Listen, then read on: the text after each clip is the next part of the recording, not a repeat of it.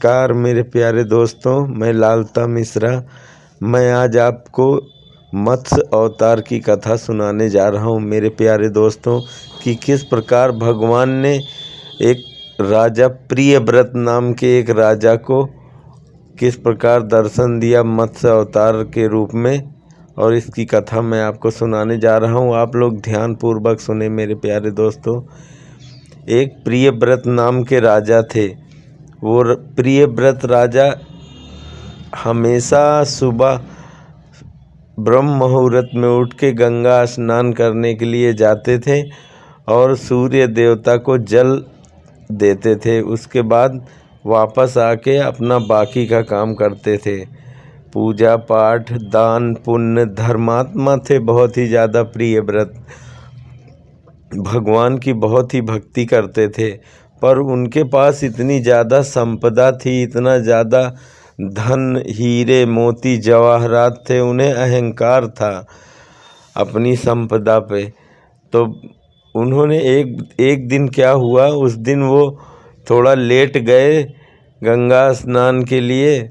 आँख थोड़ा लेट खुली, इसलिए वो थोड़ा लेट गए। सूर्य निकल ही रहा था तभी वो पहुँचे। तो स्नान करके अर्घ दे रहे थे, तभी उनकी हथेली में अर्घ देने के लिए जल उठाया नदी से, तभी उनकी हथेली में एक मछली आ गई और वो मछली बोलने वाली थी। उसने कहा, राजन राजन, हमें इस जल में दोबारा मत फेंकना, यहाँ हमें बड़ी बड़ी मछलियाँ खा जाती हैं। तो राजा इधर उधर देखने लगे प्रियव्रत। उन्होंने देखा कि कुछ बोल रहा है, तो उन्होंने अपनी हथेली के जल में देखा तो उसमें एक छोटी सी मछली थी। वो बोल रही थी। उसने कहा, राजन, मुझे इस जल में दोबारा आप मत छोड़ना, यहाँ बड़ी बड़ी मछलियाँ मुझे खा जाएंगी। राजा को बड़ा ही आश्चर्य हुआ। उन्होंने बोलने वाली मछली पहली बार देखा था। वो उसको हाथ में लेकर बस चल दिए। वहाँ से घर पहुँचे, उन्होंने एक सोने का पात्र मंगवाया। उस मछली ने पूछा, राजन, क्या आपके महल में हमारे रहने के लिए जगह है? तो राजा ने कहा कि तुम तो इतनी छोटी सी हो, बहुत क्षुब्ध प्राणी हो। मेरा राज्य तो बहुत बड़ा है, उसमें तो पूरा संसार समा सकता है। तुम तो बहुत छोटा सा जीव हो। तुम यहाँ चैन से रहो, आराम से सोने के पात्र में। राजा ने उस मछली को सोने के पात्र में रखवा दिया। उसके बाद कुछ दिनों के बाद, थोड़ी देर के बाद, जब राजा दोबारा वहाँ पे आए, कुछ घंटों के बाद, 1-2 घंटे ही बीते थे, तभी उसमें से फिर आवाज़ आने लगी कि राजन, मुझे थोड़ी और बड़ी जगह दो, मैं इसमें नहीं अमा पा रही हूँ, मैं इसमें पूरी नहीं बन पा रही हूँ, मुझे थोड़ी और बड़ी जगह दो। राजा ने देखा, उन्होंने कहा, ये तो अभी तो बहुत छोटी थी, इतनी बड़ी कैसे हो गई? राजा को बड़ा आश्चर्य हुआ, पर उन्होंने और बड़ा बर्तन मंगवाया। बोले और बड़े बर्तन की व्यवस्था की जाए।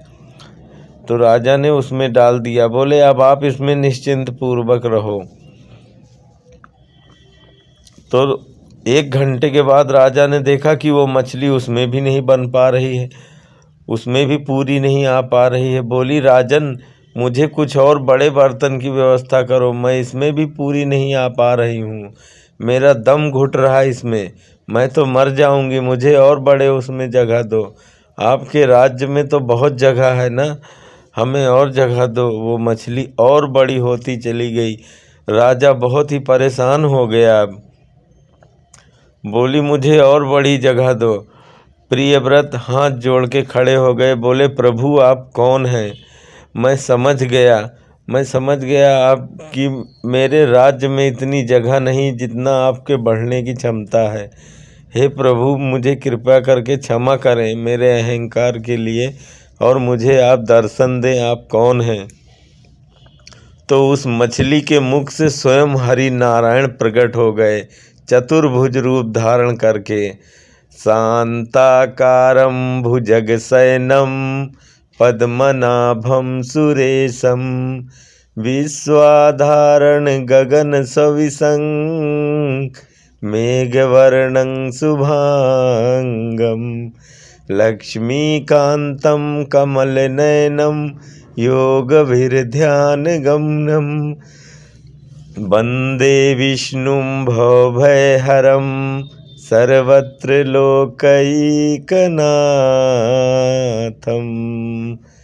हे पूरे समस्त संसार के प्रभु परमात्मा स्वयं प्रकट हो गए नारायण रूप में वहाँ पे, और उन्होंने दर्शन दे के प्रियव्रत से कहा कि प्रियव्रत सुनो, आज के 7वें दिन इस पृथ्वी पे महाप्रलय आने वाली है। 7वें दिन, आज के 7वें दिन इस पृथ्वी पे महाप्रलय आने वाली है, और तुमको मैं शेषनाग के रूप में ये पृथ्वी के कुछ बीज जो तुमको छुपा के रखने हैं, जो औषधीय बीज हैं, वो तुम्हें लेके नाव पे बैठ जाना है। और मैं वासुकी तुम्हारे नाव से अपने आप को इसी मछली के पूंछ में बांध देना, और मैं जब तक ये प्रलय काल चलेगा, प्रलय पर्यंत मैं तुम लोगों की रक्षा करता रहूँगा। तो ऐसे हुआ, जब 7वें दिन प्रलय आई तो महाराज प्रियव्रत ने सभी औषधीय बीज जितने भी थे और सप्त ऋषि, उनको उस नौका पे, पृथ्वी नौका बन के आ गई, उस पे वो विराजमान हो गए, और उस मछली के पूंछ में वासुकी रस्सी से बांध के वो जल मग्न हो जाती है। उस समय जब प्रलय काल आता है तो उसमें वो प्रलय काल पर्यंत प्रियव्रत और सप्त ऋषियों की और उस औषधीय बीजों की रक्षा करते रहे। भगवान जल में उनको लेके घूमते रहे, और जब प्रलय काल समाप्त हुआ, ब्रह्मा जी की एक रात पूरी हुई, तब भगवान नारायण उन लोगों को सुरक्षित पहुंचा देते हैं पृथ्वी पे। ऐसे मत्स्य अवतार की कथा समाप्त होती है मेरे दोस्तों। यहाँ पे आपको पसंद आए तो एक लाइक ज़रूर करना, और चैनल पे नए हैं तो मेरे दोस्तों आप सब्सक्राइब कर लें। ऐसी और भी कथाएं आपको सुनने को मिलेंगी मेरे प्यारे दोस्तों। जय श्री राधे कृष्ण।